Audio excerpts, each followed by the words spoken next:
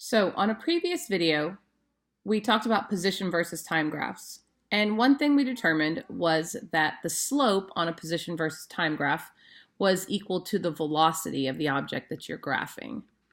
So in this video, what we're really going to talk about is what different slopes indicate on a position versus time graph so that you can just kind of look at the slope of the line and know whether or not it's going a constant velocity. Maybe it's going a constant negative velocity, it's stopped, perhaps it's speeding up or slowing down. So we're going to look at these different shapes to the graphs so that we know what they mean. So in this first graph here, we have a diagonal straight line. This is going to indicate that you have a constant velocity. And your x is increasing as time increases. And so since your x is increasing in the positive direction, this is a constant positive velocity. Now, the definition of constant velocity means that your velocity isn't changing. That means that we're not accelerating. And so this would indicate you have zero acceleration. Now, what would this line indicate if you see this? Let's think about it. Here is the origin. And you're starting off not at the origin, okay? You're starting off at some positive position. And then as time goes on, you're moving back towards the origin. Constant slope means constant velocity, but it's a negative slope, which means that your position is changing in the negative direction. So if we were to do the change in x over the change in time, so our final position here is 0 minus, let's say this was 5, minus our initial position, which was a positive 5, divided by however many seconds that was. Let's say that was 2 seconds. And so that tells us that we have negative 5 over 2. And we end up getting negative 2.5 meters per second. Our velocity ends up being negative because our position is decreasing along the x-axis. Negative slope, and this is a constant slope, is going to equal a negative constant velocity. Notice our slope isn't changing, which means we're not accelerating. So again, acceleration on this one is going to be 0 because you have a constant slope. Now, what if we had something similar like this line? What would that mean? Well, we've already said that we have a negative slope, so we have a negative velocity. It's a straight line, so it's constant. So this is negative velocity.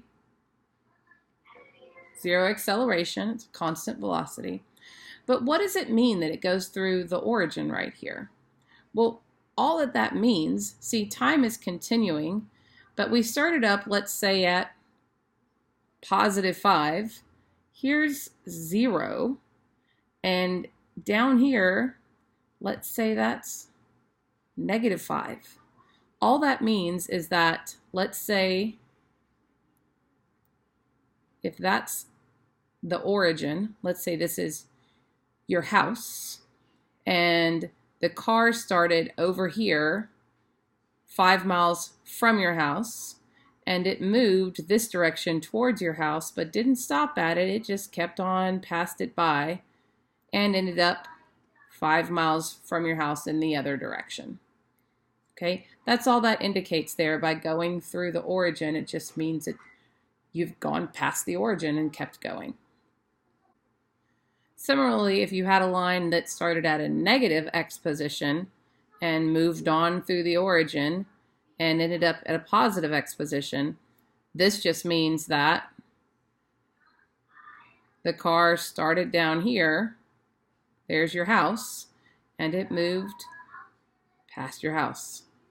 Okay, it moved through the origin and kept on going in a positive direction. So all the ones we've talked about have been straight lines, which indicates that we've had a constant velocity and no acceleration. But if you have a curved line, that indicates acceleration. So there's different ways that the line can curve. So let's say we start at the origin and it curves like this. Okay, so we're going at a speed, and our slope, if you draw it tangent to the line, there's our slope here. But over here,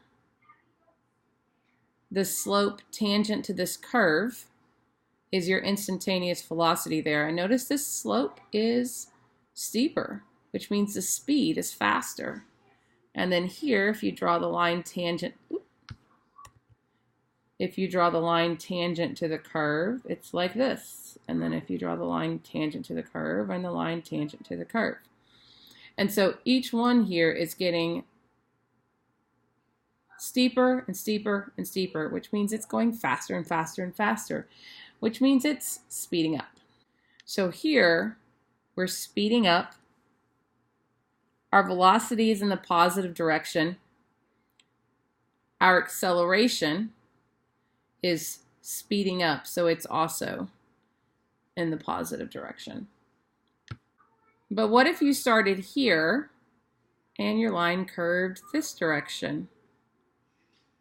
Well, that would indicate, so again, if we think about the slope of the line at each individual point, so here, the slope is practically horizontal. And remember, a horizontal slope is 0, which is 0 velocity, or it's not moving. So it stopped up here, not at the origin, away from the origin. And then here is tangent, tangent, tangent, tangent. So you can see that we go from a flat line, so a 0 velocity, and each line gets steeper and steeper and steeper. And this over here is very steep. They are in the negative direction though. And so this indicates that our velocity is in the negative direction because our position started up here and it's going towards 0, towards the origin. So we have a negative velocity, and it's going faster and faster and faster. So it's speeding up. Our acceleration is also going to be in that direction. And so since they're both negative and negative, that means we're speeding up. We just happen to be speeding up in the negative direction. We'll talk at a later time why this is negative acceleration. Now you could see this same shape just in a slightly different position. So if it could start here and go through the origin, or it could start at the origin. But anytime you see this curve in this shape, that means it's speeding up in the negative direction, going faster and faster to the left. So we've seen speeding up in the positive direction and speeding up in the negative direction. So what would slowing down look like? So I'm moving forward with a constant velocity, fairly fast, fairly steep line, and then I start to slow down. My line gets less and less steep as I go towards a horizontal line. So if you draw the slopes tangent to that line here, my slope is like this. But then as my slope starts to change, my speed starts to change. You can see that my slope is getting closer and closer to being horizontal, closer and closer to being stopped. Now, my position is going forward.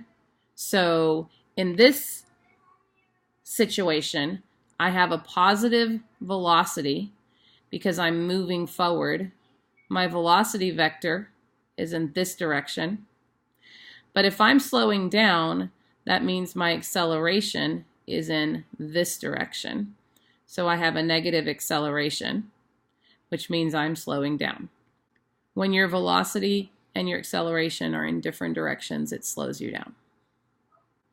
Now, if I were moving with a negative slope in the negative direction, and then I start to slow down, I'm going to be going towards a horizontal line, which would indicate slowing down to stopping. So here I have a fairly steep negative slope, and then it gets less and less steep towards horizontal. So here I have a negative velocity because I'm going in the negative x direction. So I have a negative velocity. My velocity vector points in the negative direction. I'm slowing down. My acceleration actually points this direction, because for me to be slowing down, they have to be pointing in the opposite directions. So this actually means I have positive acceleration. So it doesn't actually mean, positive acceleration doesn't actually mean I'm speeding up. It just means that my acceleration vector is pointing in the positive direction. If these two signs are different, then you get slowing down.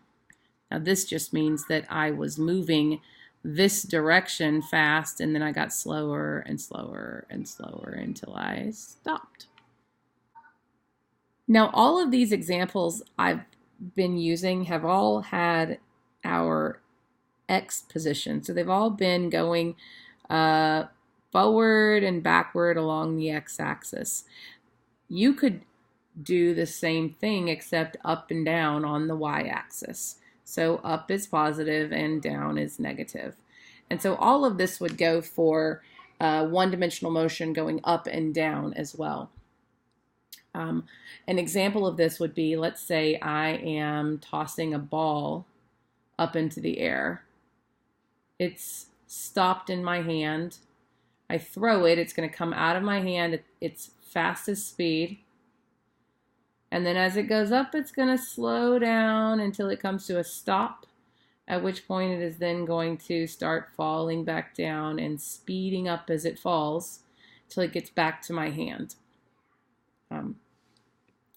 So that would look like it started here in my hand at a fast speed, and then it slows down because it's gravity is slowing it down. So it's going to slow down until it goes horizontal and stops. Time continues on, and then it moves back and then speeds up until it hits my hand again. Okay, so this would be an object in free fall that's been thrown upward. Okay. During this whole time, it has negative acceleration, because over here it had a positive velocity and negative acceleration, so it was slowing down. And then over here it stopped, and then it started negative, so it started going in the negative direction, so it had a negative velocity, and its acceleration is still negative because it's gravity. And so negative and negative means it's speeding up as it goes down.